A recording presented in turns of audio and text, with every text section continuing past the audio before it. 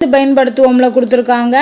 அதாவது ஒரு தொடர்ல 3 பகுதி கண்டிப்பா இருக்கும் அப்படின்னு சொல்றாங்க. கண்டிப்பா இருக்காது, பட் 3 பகுதிகளாக இருக்கும். ஏன்னா சில இதுல வந்து செய்யப்படு பொருள் இல்லாம கூட வரும், எழுவாய் பயனிலை மட்டும் கூட வச்சு வரும்.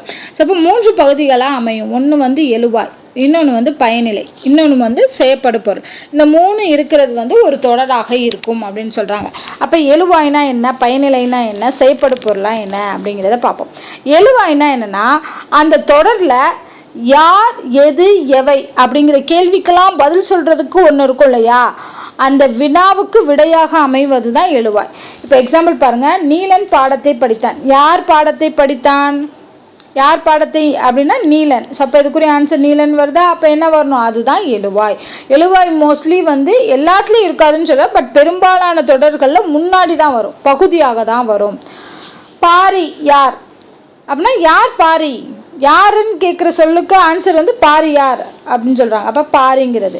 புலி ஒரு விலங்கு, எது வந்து ஒரு விலங்கு, எது வந்து ஒரு விலங்கு அப்படின்னு சொல்றோம் இல்லையா. அப்ப யார் எது எவைங்கிற கேள்விக்கு விடையாக அமைவதுதான் எழுவாய். அதே இது பயனிலை. பயனிலைங்கிறது என்ன, ஒரு தொடரை வினை, வினா, பெயர் ஆகியவற்றுள் ஏதேனும் ஒன்றை கொண்டு முடித்து வைப்பது பயனிலை. நார்மலா இது எங்க வரும், விகுதியாக தான் வரும், முடிச்சு வைக்கணும் அந்த தொடரை. என்னன்னு கேட்கறது இல்லை, வினை, அந்த வினையை செஞ்சது யார், அந்த செயலை, அது என்ன செயல், அப்புறம் அதோட பேர் என்ன அப்படிங்கிற மாதிரி வர்றதுதான் பயனிலை. இப்போ எக்ஸாம்பிள் பாருங்க, கரிகாலன் கல்லணையை கட்டினான். கட்டினான் என்பது வினையை குறிக்குது, அப்ப கண்டிப்பா இது பயனிலை. அது மட்டும் இல்லாம இது முடித்து வைக்குது, இந்த தொடரவே முடித்து வைக்கிறது. கரிகாலன் கல்லணை அப்படின்னு இருக்குன்னா, இப்ப கட்டினான்னு சேர்த்தாதான் அந்த தொடர் முடியும். கட்டினான்னு எடுத்துட்டோம்னா தொடர் முடியாது இல்லையா. கரிகாலன் கல்லணையை அப்படின்னு நிற்கும். அப்ப இந்த கட்டினான்னு சேர்க்கும் போதுதான் அந்த தொடர் முடியுது. அப்படிங்கிற பட்சத்துல அது வினையையும் குறிக்கிறது அப்படின்னா அது பயனிலை. அடுத்து வினாவா வரும், யாரு, எப்படி, எங்கே, அந்த மாதிரி வினா சொற்களா வந்துச்சு அப்படின்னா அதுவும் பயனிலை தான். அதே மாதிரி முடித்து வைக்கணும். கரிகாலன் யார், கரிகாலன் ஒரு மன்னன், அது பெயரை குறிக்குது இல்லையா, அவனுக்கான கரிகாலனுக்கான ஒரு சிறப்பு பெயரை குறிக்குது மன்னன் அப்படிங்கிறது. அப்ப பெயராகவும் வரும். இதெல்லாமே பயனிலையில வர்றது. அடுத்து செய்யப்படு பொருள். யாரை, எதை, எவற்றை என்னும் வினாக்களுக்கு விடையாக அறிவு. அதாவது என்ன வேலை பார்த்தாங்க, படித்தான்னா எதை படிச்சான், எடுத்தது எதை எடுத்து வச்சாங்க, தந்தவர் எதை தந்தாங்க. ஸோ அந்த மாதிரி யாரை, எதை, எவற்றைங்கிற வினாவுக்கு பதிலாக வர்றது செய்யப்படு பொருள். இப்போ படித்தேன்னா கவிதையை படித்தேன், அதனால கவிதைங்கிறது செய்யப்படு பொருள். எடுத்தது யார், என் புத்தகத்தை. அப்போ எதை எடுத்தாங்க, புத்தகத்தை. நெல்லிக்கனியை தந்தவர் அதியமான். தந்தது யாரு, நெல்லிக்கனி. என்ன தந்தாங்க, நெல்லிக்கனி. ஓகேவா. ஸோ அப்போ எதை தந்தாங்க அப்படிங்கிறப்போ நெல்லிக்கனி வருது. அப்போ இது எல்லாமே என்னது, செய்யப்படு பொருள். இப்ப கொடுத்திருக்கிறதுல எழுவாய், பயனிலை, செய்யப்படு பொருளை நம்ம பிரிச்சு எழுதணும். வீரர்கள் நாட்டை காத்தனர். வீரர்கள் யார் நாட்டை காத்தாங்க, யாருங்கிற கேள்விக்கு பதில் வந்துச்சு அப்படின்னா அது எழுவாய். அப்ப வீரர்கள் என்பது எழுவாய். எதை காத்தார்கள், ஓகேவா, எதை அப்படிங்கிறதுக்கு பதில் வந்து செய்யப்படு பொருள்.